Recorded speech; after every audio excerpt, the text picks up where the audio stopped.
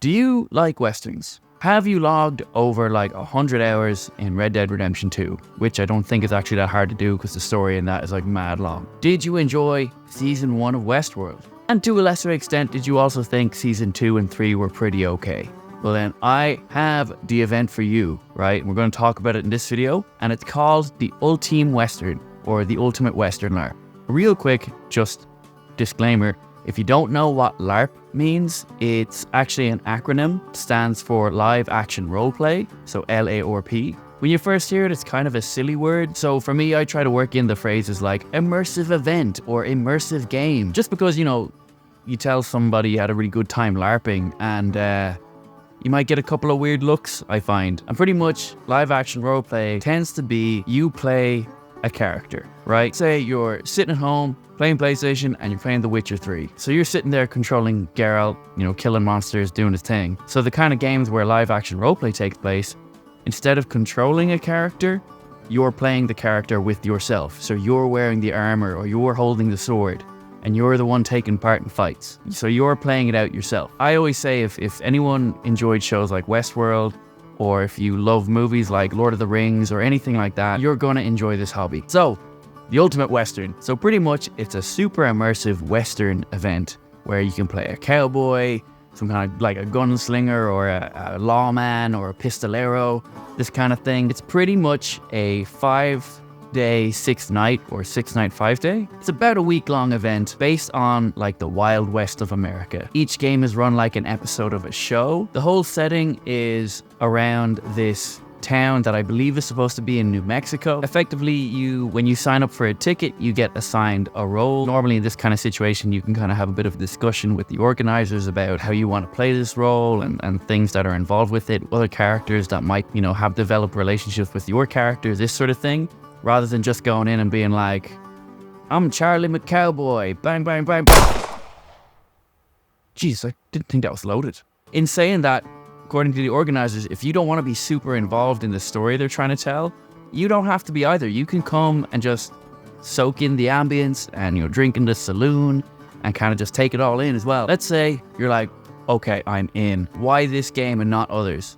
So the big selling point for this one, in my opinion, is the entire game takes place in this kind of Wild West town that has been entirely built and everything in Spain. It was built by Hollywood to shoot westerns in, and it turns out that this is actually the set where they shot A Fistful of Dollars for a few dollars more, The Good, the Bad, and the Ugly. So like the main trio of westerns. So when you go to this event, you're literally in a Clint Eastwood film. So already I'm a bit like, stop the video, I'm in. Like, that'd be me. Let's say you're in, right? And you wanna get started, right? So you go, you buy a ticket. Then what? So because there's a storyline that has to take place over these like 5 or 6 days, you'll be assigned a character. And you can kind of have a chat with the organizers about what way you want to play it, or questions you might have, or things you're not super sure about. And they work with you on it. So then when you have that all ironed out, you start putting your kit together. When people say kit, they mean like your costuming.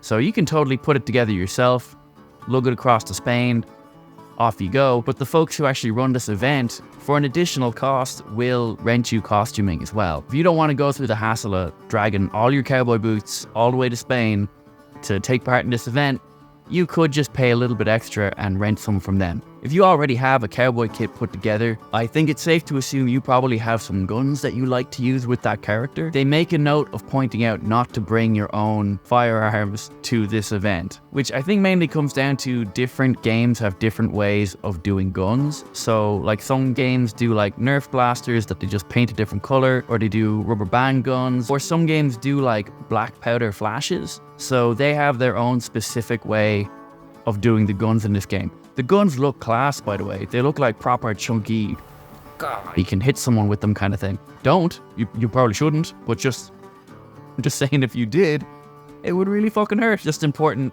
to note, you don't need to bring your own guns. You get guns with your ticket and ammunition. Some other cool stuff about this game is normally when you attend a LARP, especially one with a specific storyline to play through, there are going to be NPCs, which are non-playing characters. So those are pretty much members of staff that are playing pre-written characters that have to serve a certain purpose in the storyline or within the game. So, it might be like the tavern keep, or this a homeless person that gives you a quest kind of thing. So they're not people who have like bought a ticket and been assigned a character.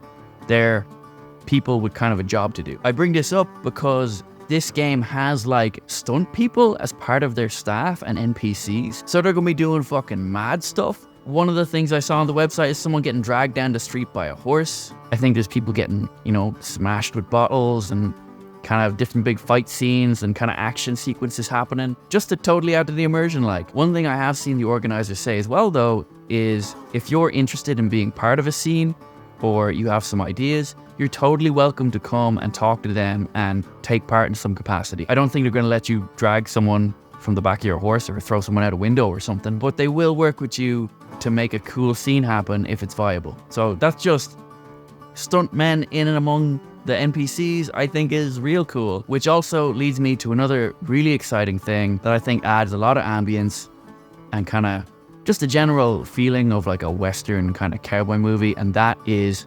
horsies. Players can ride horses at this event. I don't know what the rules are. I don't know if they just have a fucking garage full of horses ready to go and you take them out for a spin. Again, don't know the inner details, but the main organizer has come out and been like, yes, you can ride a horse. I just thought that was pretty cool. I've never been to an event where people can straight up ride horses at it. I would think it was maybe a bit of a risk, but they seem to have found a way to make it manageable in this game. So that's also pretty cool. So I think this game looks class, but there are one or two things that kind of temper the excitement a little bit for me. So the first one is that while this, Western town is totally inhabited by the players and you play through this game totally within this amazing environment, the actual town itself is technically like a museum or like a tourist attraction for tourists to come and, look around and admire the set. So there is a chance that in certain areas of the set, you might run into these random tourists that, aren't players in like normal modern clothes with their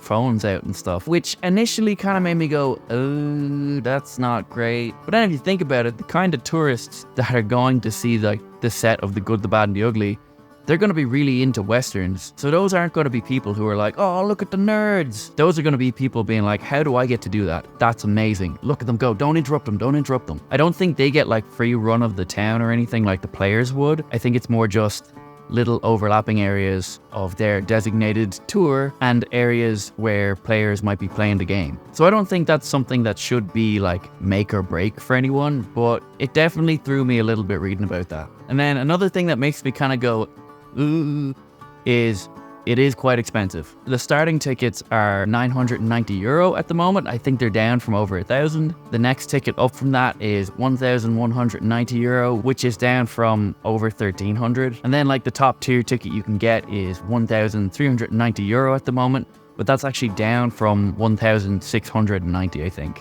So them's some expensive tickets. I know it's supposed to look like a negative point, but when you break down what you get with each ticket, it kind of makes sense. With each ticket, that includes accommodation, that includes 3 meals a day, it includes access to this really cool sounding out time area with like a swimming pool and everything, it includes in-game currency that you can buy drinks and stuff with, it includes your guns and your ammunition. So when you break it all down, it kind of actually starts to make sense. But the big difference between each ticket then is the kind of accommodation that you get. So with the first tier of ticket, you'd be staying in a dormitory. The kind of middle grade ticket, you get a space in a bungalow, which I think is 4 to 8 other people. And then with like a top tier ticket, it's just like a straight up hotel room, which I think most of that accommodation as well is on site. So you take all that into account, it doesn't make it like crazy expensive compared to other games. So kind of wrapping up, who is this game for?